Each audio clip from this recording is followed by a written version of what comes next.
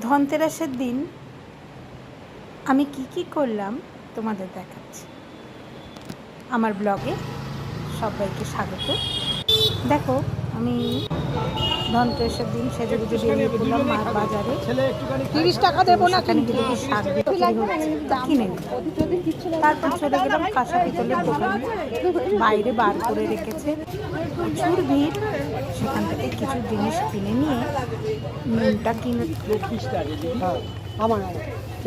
সেখানে ঘ্যাঁটা কিনে বাড়ির পথে রওনা। তো দেখো, ঘ্যাঁটা নিয়েছি, হাতে নুন শাক সব নিয়ে এসেছি।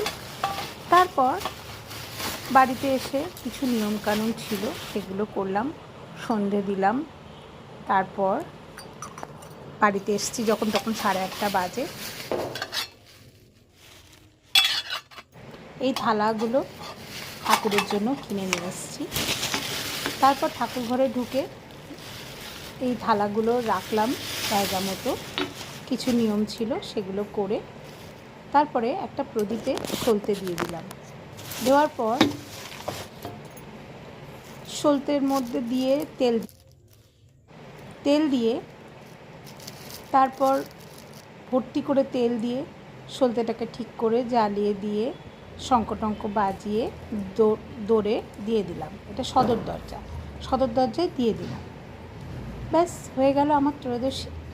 তোমরা কেমন লাগলো অবশ্যই জানিও।